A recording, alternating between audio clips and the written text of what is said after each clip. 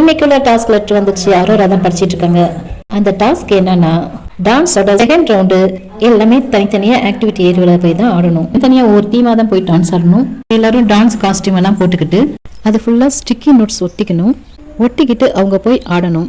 அப்படி ஆடும்போது அந்த ஸ்டிக்கி நோட்ஸ் எல்லாம் கீழே விழணும். ஒருத்தர் வரிசைக்கிட்டு ஆடக்கூடாது. கை வச்சு அந்த ஸ்டிக்கி நோட்ஸை தட்டி விடக்கூடாது. செவுத்துல இடிச்சு ஆடக்கூடாது. கீழே உருண்டு ஆடக்கூடாது. செவுத்துல இடிச்சு ஆடக்கூடாது. ஒருத்தர் உரசி அந்த ஸ்டிக்கி நோட்ஸ் கீழே விழுவக்கூடாது. முழுக்க டான்ஸ் ஆடி மட்டும்தான் அந்த ஸ்டிக்கி நோட்ஸ் கீழே விழணும். எந்த டீம் டான்ஸ் ஆடி அதை கம்மியா விழ வைக்கிறாங்களோ அவங்க தான் வின்னர். லிவிங் ஏரியா வந்தோடனே பாத்தீங்கன்னா எஃப்ஜே தூங்கி இருப்பாரு. கானா வினோத் எந்திரிச்சு நிக்க வச்சிருப்பாங்க. எல்லாரும் ரெடி ஆனோன்னு கானா வினோத் கேட்கறாரு, பிக் பாஸ் உங்களுக்கு எதுவும் டவுட் இருக்கான்னு. பிக் பாஸ் இல்ல இதை என்கிட்ட கேக்குறீங்களா அப்படின்னு கேக்குறாரு.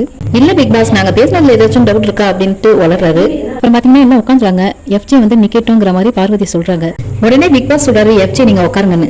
இவர் முதலே உட்காந்தானா பார்வதி இந்த மாதிரி எல்லாம் சொல்லிருக்க மாட்டாங்க.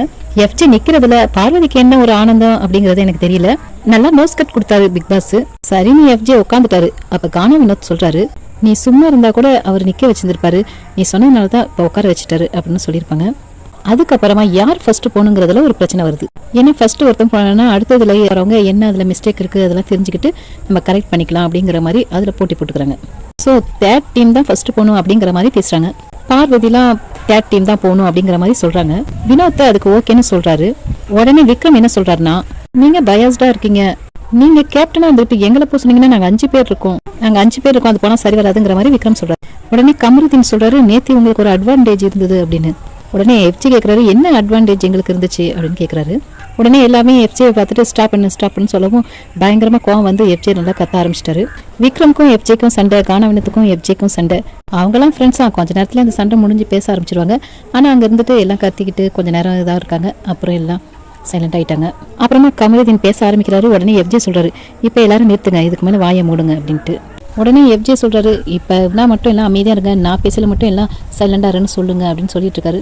அப்புறம் பிக் பாஸ் சொல்றாரு, இந்த தேர்ட் டீம்ல இருந்து 4 பேர் மட்டும் ஆட போங்க, 5 பேர் வேணாம் அப்படின்னு சொல்லிட்டு யார் யார் ஆட போறீங்க அப்படின்னு கேட்கறாரு. எஃப்ஜே நான் வரல அப்படின்னு சொல்லிட்டாரு. மிச்சம் 4 பேர் போறாங்க. இப்ப இதுல என்னன்னா, அடுத்த டீம்ல உள்ள 2 பேர் அந்த ஸ்டிக்கி நோட்ஸை ஒட்டி விடணும். ஏன்னா அவங்களே ஒட்டினா அதுல கோல்மால் எதுவும் பண்ணிடக்கூடாதுல, அதனால பிக் பாஸ் அப்படி சொல்லியிருக்காரு. இதுல யார் வின் பண்றாங்கிறத நெக்ஸ்ட் வீடியோல பார்ப்போம்.